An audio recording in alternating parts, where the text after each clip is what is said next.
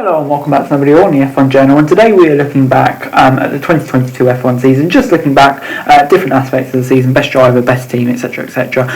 So yeah, let's get straight into it. I'm going to start off with the driver of the year. Of course, who else could it be? Max Verstappen. The 25-year-old won an unprecedented 15 out of 22 races, took 2 wins from 3 sprint races, posted 7 pole positions, and registered 5 fastest laps, beating Ferrari's Charles Leclerc to the world title by 146 points. Max's first triumph in circumstances in which he won it from Lewis Hamilton mean 2021 will always have an asterisk next to it, but no one could argue from the fact he was a clear winner in 2022. In fact, he sealed it with 4 races to go, and that of course leads to Team of the Year, which is Red Bull. The questionable bookkeeping notwithstanding, and let's wait and see if they overspent on their budget cap this year too, Red Bull wiped the field with 17 victories, including 5 1-2s, a double DNF at the season opener in Bahrain, and sensational early races for Ferrari suggests it may be a tough year for the boys from Milton Keynes, but they were electric once the Canada returned to Europe and really put a foot roll. They were on the podium in every race bar Bahrain and Sao Paulo, and from France onwards they only lost 1 race. For the most improved team, I'm going to say Alfa Romeo.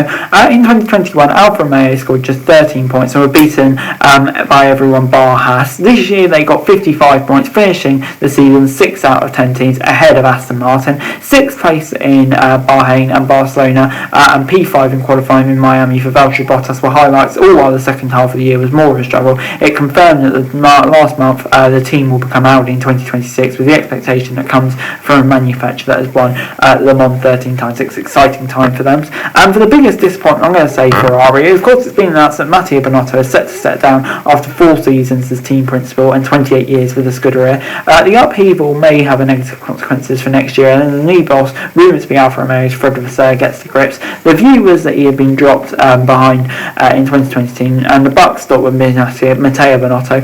Ferrari had the fastest car on multiple occasions, yet kept snatching defeat from the jaws of victory. Even though the tyre and pit stop cock-ups, power unit failures or driver errors, Red Bull should not have had it as easy as they did. The biggest crash, I think it's quite an obvious one, I'm going to say Guan Yu Zhou. At the start of the British Grand Prix, Zhou became the 4th F1 driver to have his life saved by the helmet for the halo cockpit protection that was introduced in 2018. Starting in 9th place, he was on the far left of the track as Pierre Gasly attempted to guide between the Alfa Romeo and George Russell's Mercedes. Russell then closed the door, clipped the Alfa Tower in and smashed into the side of Zhou. The Alfa Romeo flipped over as it raced down the straight, sparks flying as the roll hook was destroyed. The force doubled that of the FIA crash test requirement and then bounced across the gravel. Such was the energy, Zhou's car somersaulted over the top of the barrier and landed on the side between the tyre wall and the catch fencing. Fortunately, the Chinese driver was completely unhurt, as were the Silverstone spectators. For the most unexpected moment of the year, it's got to be Kevin Magnussen at Sao Paulo. He was called up, obviously, to race for Haas at the last minute, with the team having ditched him in favour of paying drivers 2021. Nikita Mazepin's exit due to the Russian passport and everything with Ukraine meant that K-Mag was resurrected, and in Brazil he shocked everyone by taking pole in mixed conditions in a car that would rarely normally get him through to Q3. The red flag helped trigger by off from Russell, but it was a brilliant lap nonetheless, and his American team couldn't believe it. For the biggest controversy of the season, I'm going to have to say it was Red Bull's overspend. The budget cap was introduced last year to prevent teams from spending more than 114 million. Red Bull, it transpired, overspent by a reported 1.8 million. No, the FIA haven't revealed full details. The team said much of this went on catering costs, but many claim it explains Red Bull's exhaustive car development. Having admitted guilt, the team were fined £5.8 million and lost 10% of their wind tunnel allowance next year. For the best newcomer, in terms of everything, drivers, teams, well, there wasn't any teams, new tracks and whatever, I'm going to say it was Miami. It wasn't a lot of choice.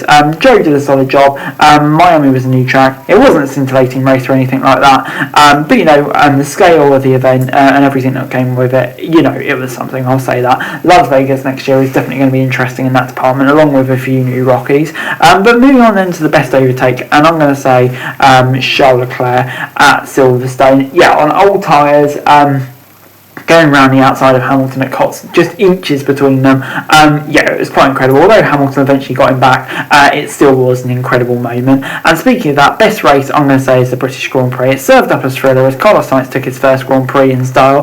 There were battles throughout the field. Leclerc went wheel to wheel with Perez, and as they did so, Hamilton blasted through in that iconic through goes Hamilton with the roar of the grandstands and everything like that. 5 cars were separated by about 20 metres in the final 5 laps. They battled for the runners-up spot. In the end, Perez finished second, with Hamilton, Leclerc, Fernando Alonso and Lando Norris all crossing the lines close behind. And finally, for the hardest goodbye, there's only one winner here, Sebastian Vettel. After 15 years, 53 Grand Prix wins, 57 pole positions, 4 World Championships, Vettel is retiring to spend more time with his family. Age 35, he's the fourth most successful F1 driver of all time. History will remember the dominance of the Red Bull years and 14 wins for Ferrari. Since 2019 at Aston Martin and Ferrari, he's kind of been on the decline. He was 12th in the standings this year, but as he proved in days like Austin, he's still an absolutely terrific driver. F1 will miss him, and so will his legions of fans. Many have grown to support him over the years. He kind of seems to become more and more popular over the years. Anyway guys, that's it for the video. Thanks very much for watching. Remember to like, share, subscribe, don't forget to comment down below. Follow this show for daily F1 news and subscribe to my channel, greatly appreciated. Thanks very much for watching. Peace.